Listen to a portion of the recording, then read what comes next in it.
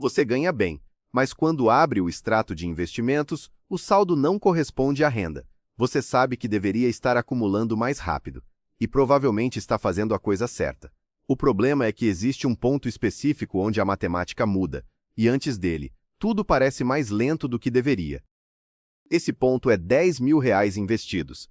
A partir daqui, o patrimônio começa a pagar uma conta real todo mês sem esforço adicional. Uma conta de luz, um plano de saúde. Não é promessa, é aritmética. Neste vídeo você vai ver a conta exata de quanto tempo leva para chegar lá com o seu salário. E aqui está o dado que surpreende a maioria. Quem ganha R$ 15.000 frequentemente leva mais tempo do que quem ganha R$ 6.000. O motivo está nos próximos minutos. Antes de ir direto ao ponto, se inscreve no canal. Toda semana tem análise sobre por que quem ganha bem ainda não construiu patrimônio, sem atalho e sem promessa vazia. E deixa o like para esse vídeo chegar em mais profissional que está vivendo exatamente essa situação. Vamos começar pelo cenário que a maioria das pessoas nessa faixa de renda conhece bem. Você ganha entre R$ 8.000 e R$ 15.000. No papel, sobra dinheiro. Você não gasta de forma irresponsável, não tem dívida fora de controle. E ainda assim, quando olha para o saldo de investimentos, o número não corresponde a tudo que entrou na conta nos últimos anos. Você poupa por 3 meses. O saldo sobe R$ 2.000, R$ 3.000. Aí vem uma despesa inesperada e volta para o ponto de partida. Recomeça. Poupa de novo. O saldo cresce, mas tão devagar que o esforço parece não estar sendo recompensado. Isso não é impressão, é estrutura. Dados do IBGE e Serasa mostram que mais da metade dos brasileiros com renda entre R$ 8.000 e R$ 15.000 tem menos de R$ 10.000 em reservas líquidas. Profissionais com carreira consolidada, anos de mercado e um patrimônio que não reflete nada disso. O comprometimento médio de renda com custos fixos e financiamentos nessa faixa passa de 60%. O que sobra cresce de forma que parece irrelevante. A conclusão natural é: o problema é o salário. Se eu ganhasse mais, acumularia mais rápido. Essa conclusão está errada, e é justamente ela que mantém o problema no lugar. O que muda o comportamento do patrimônio não é quanto entra, é onde você está na curva de acumulação. Antes de um ponto específico, o rendimento é pequeno demais para ser percebido como progresso. É como encher uma banheira com um fio d'água, a água está entrando, mas você olha e não vê diferença nenhuma. Para entender por que isso acontece, é preciso entender como o dinheiro se comporta antes e depois desse ponto. Quando o saldo não cresce no ritmo esperado, a resposta mais comum é disciplina, mais controle, mais força de vontade, metas mais rígidas de economia.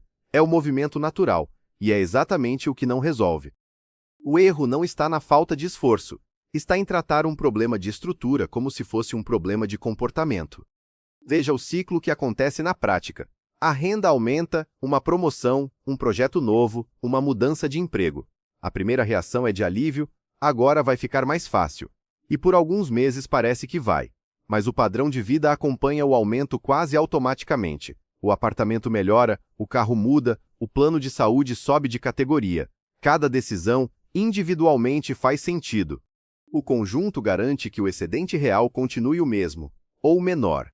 Dados do Banco Central mostram que o comprometimento de renda com crédito e custos fixos cresce proporcionalmente com a faixa salarial. Quem ganha mais, em geral, deve proporcionalmente mais. A promoção não criou folga, realocou o padrão de gasto para um nível acima. E o método de poupar o que sobra no final do mês garante que nunca sobre o suficiente, porque o que sobra já foi consumido pela expansão silenciosa do custo de vida. Esse é o diagnóstico que a maioria nunca recebeu. Não é fraqueza, não é falta de vontade. É uma armadilha estrutural, e ela tem uma lógica muito específica. É essa lógica que explica por que R$ 10.000 é o número que muda tudo, e por que chegar lá é mais difícil do que parece nos primeiros meses. Antes de R$ 10.000 investidos, 100% do crescimento do seu patrimônio depende de você. Cada real que entra na conta de investimentos saiu do seu esforço direto, do seu tempo, da sua energia, da sua disciplina naquele mês. O dinheiro ainda não trabalha, só você trabalha. Isso muda com escala. Com R$ 10.000 investidos a uma taxa próxima ao CDI atual, o patrimônio começa a gerar em torno de R$ 100 por mês, sem nenhum aporte adicional. Para muitos profissionais nessa faixa de renda, isso equivale a 1 ou 2 dias de trabalho sendo pagos sem que você precise aparecer. Pequeno ainda, mas é a primeira vez que o dinheiro começa a contribuir com o próprio crescimento. O problema é que 3 mecanismos consomem o excedente antes de ele chegar lá. O primeiro é o custo de status, carro compatível com a renda, moradia no bairro certo, experiências que combinam com o nível profissional. Não é vaidade, é pressão social real, que cresce junto com o salário. O segundo é o crédito acessível. O mercado oferece crédito exatamente na proporção da renda. Quem ganha mais tem limite maior, financiamento mais fácil, parcela que cabe no bolso. O consumo presente se expande antes que o patrimônio tenha chance de crescer. O terceiro é o custo invisível de manutenção do padrão. Cada nível de vida tem um preço fixo de manutenção que raramente é calculado.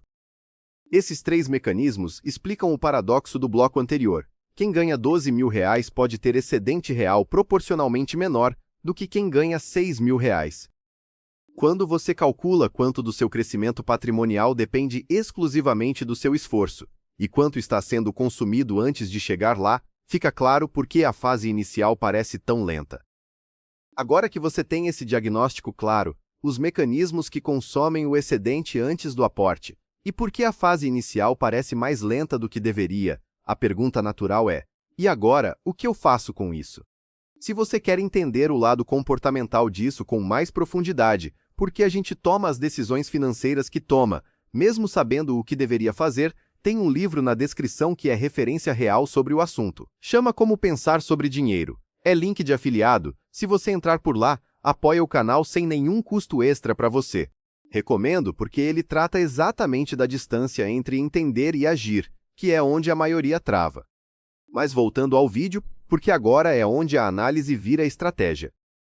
A virada não é comportamental, não é disciplina, não é força de vontade, não é cortar o cafezinho, é estrutural. O que muda o resultado é a ordem das coisas. Quem poupa o que sobra depende de sobrar. E como o bloco anterior mostrou, o excedente tem 3 mecanismos ativos consumindo ele antes do final do mês. A solução não é resistir a esses mecanismos, é reorganizar o fluxo para que o aporte aconteça antes deles. O dinheiro separado antes de qualquer decisão de gasto não existe como tentação. Não precisa de disciplina para proteger o que já foi movido. Essa é a diferença entre uma estratégia que depende de você estar bem, motivado e focado todo mês, e uma que funciona independente disso. O segundo ponto é tratar R$ 10.000 como marco de engenharia, não como meta motivacional. A pergunta certa não é quanto consigo poupar esse mês. É o que atrasa ou adianta a data em que eu cruzo esse ponto. Essa mudança de perspectiva reorganiza as prioridades automaticamente. Simulações com aporte de R$ 1.000 por mês versus R$ 1.500 mostram diferenças de 4 a 6 meses no prazo para cruzar R$ 10.000. 4 a 6 meses de antecipação do ponto onde o patrimônio começa a contribuir com o próprio crescimento. O impacto composto disso ao longo de 10 anos é desproporcional à diferença de aporte. E depois que você cruza esse marco, a física muda. O esforço do aporte mensal passa a ter um aliado permanente. Cada real investido carrega junto o rendimento do que já estava lá. A mudança que funciona não foi poupar mais, foi reorganizar a ordem das coisas. O aporte sai antes. Não é força de vontade. É estrutura. 5 passos. Direto ao ponto. Primeiro, calcule o excedente real. Não é o salário líquido menos o que você acha que gasta. É o salário líquido menos a média dos gastos totais dos últimos 3 meses, extrato bancário, cartão, tudo. Esse número vai ser diferente do que você imagina, provavelmente menor. Segundo, defina o aporte fixo mínimo viável, um valor que sai automaticamente no dia seguinte ao recebimento do salário. Para essa faixa de renda, o intervalo realista fica entre R$ 800 e R$ 2.500 por mês. O critério não é o valor ideal, é o valor que você consegue manter nos próximos 12 meses sem interromper. Terceiro, abra uma conta separada só para a acumulação. Tesouro Selic, CDB de liquidez diária em banco digital, fundo DI acima de 100% do CDI. O rendimento importa menos do que o isolamento. Dinheiro que você não vê no saldo principal não entra no cálculo do que dá para gastar. Quarto, nomeie os 3 mecanismos. Para cada um, status, crédito, custo de manutenção. Identifique o item de maior impacto e calcule quantos meses ele adiciona ao prazo. Não para cortar tudo, para decidir com clareza o que vale e o que não vale nesse período. Quinto, monte um contador de progresso. Planilha simples, aplicativo, qualquer coisa que mostre valor atual, quanto falta para R$ 10.000 e data estimada de cruzamento com o aporte atual. A calculadora do cidadão do Banco Central faz essa conta em 2 minutos. O passo 2 é onde a maioria trava. O valor parece alto demais ou baixo demais, e aí não sai nada. O critério não é o valor ideal. É o valor que você consegue manter nos próximos 12 meses sem interromper. Vamos aos números reais. Com o aporte de R$ 800 por mês, o cruzamento de R$ 10.000 acontece em torno de 11 a 12 meses. Com R$ 1.500, de 6 a 7 meses. Com R$ 2.500, aproximadamente 4 meses. Esses prazos já consideram o rendimento sobre o saldo acumulado, mas a maior parte do crescimento nessa fase ainda vem do aporte. Essa é a realidade da fase inicial. O que não muda ao cruzar o marco? O padrão de vida continua igual. A estrutura de acumulação continua exigindo disciplina. R$ 10.000 não é a chegada, é o ponto onde a matemática para de resistir e começa a trabalhar junto. O que muda é a proporção. O rendimento mensal, que antes era invisível, começa a aparecer no extrato como contribuição real. E essa proporção só cresce daqui para frente. O período mais crítico é o primeiro trimestre. O saldo cresce pouco, o esforço parece desproporcional ao resultado visível. Esse é um problema de feedback do sistema, não de fraqueza. O progresso existe, mas ainda é pequeno demais para ser sentido. Pesquisas em finanças comportamentais mostram que a maioria dos planos de acumulação é interrompida antes dos 6 meses exatamente por esse motivo. O sistema não devolve sinal suficiente de que está funcionando. O contador de progresso do passo 5 existe para compensar esse gap. Não vai ser em linha reta. Mês com imprevisto, aporte menor, plano que não sai como estruturado. Isso não é falha. É o comportamento normal de qualquer processo de acumulação no mundo real. O que os dados mostram de forma consistente. Quem mantém a estrutura por 12 meses consecutivos cruza o marco. Quem interrompe, recomeça do zero e perde o rendimento acumulado do período. O plano é simples. 3 janelas de tempo. Hoje, em menos de 15 minutos, abre o extrato bancário dos últimos 3 meses e calcula a média dos gastos totais, cartão, débito, transferências, tudo. Subtrai do salário líquido. O número que sobrar é o excedente real, não o que você imagina que sobra, o que realmente sobra. Nos próximos 3 dias, com esse número em mãos, define o aporte fixo mínimo viável. O valor mais alto que você consegue manter por 12 meses consecutivos, sem interromper. Não o valor ideal, o valor real. E identifica a conta de acumulação separada onde esse valor vai entrar automaticamente no dia seguinte ao salário. Até o fim da semana, configura o débito automático. Monta o contador de progresso, saldo atual, quanto falta para R$ 10.000, data estimada de cruzamento com o aporte definido.